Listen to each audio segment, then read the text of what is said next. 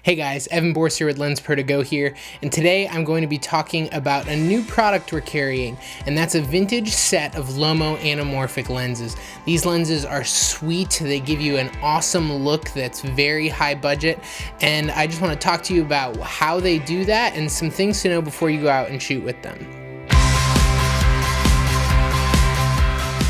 So the first thing to know about anamorphic lenses is just what makes them different than regular lenses. So a normal lens is a spherical lens, and what a spherical lens does is it gives you a consistent normal image when you look at it. What an anamorphic lens does is it actually squeezes your horizontal field of view, and that can be a different squeeze factor depending on the lens. So this set of Lomo lenses squeezes your image horizontally by 2 times. So what that means is you end up getting twice the amount of horizontal image field as you do vertically. So if you look at the image on the back of your camera normally, it's going to look like everything got squished in sideways. So you're probably thinking, why the heck would I want that? And the answer is because when you de-squeeze the image, you get a beautiful image out of it. Some cameras can de-squeeze in camera, like the Blackmagic Ursa Mini or the Arri Alexa, but some cameras do not have the ability to de-squeeze internally, so you're gonna have to figure that out in post. So when you de-squeeze the image, you get the field of view that is twice as wide as regular, but you get the compression of the longer lens. So your depth of field in bokeh, for instance on a 50mm, is equivalent to a 50mm lens, but your field of view horizontally is a 25mm lens because of the 2 times squeeze. So you end up getting some really interesting looks with this that you couldn't get with normal spherical lenses. You also get a lot of interesting artifacts and side effects with these lenses. They're not modern, clean, perfect lenses. They bloom a lot, they flare really hard and create these cool, streaky, anamorphic flares you might be used to seeing in J.J. Abrams movies. And they just generally have some qualities that have a very distinct look to them.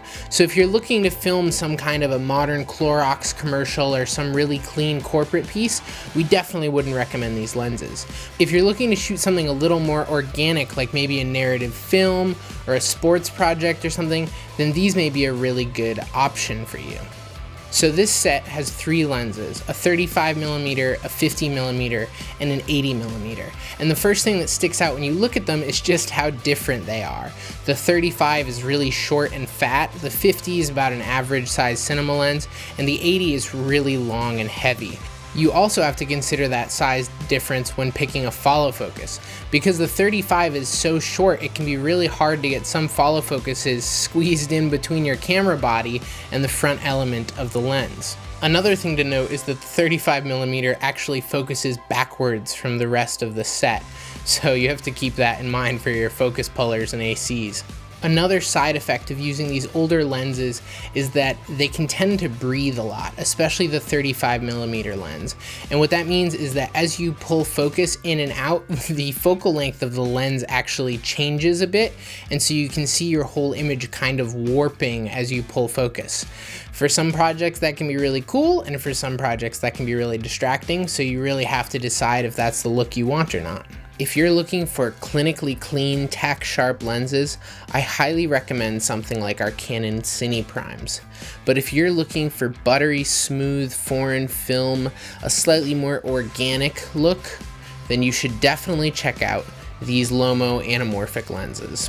If you have any questions or concerns, feel free to call us or give us an email at service@lensprotogo.com.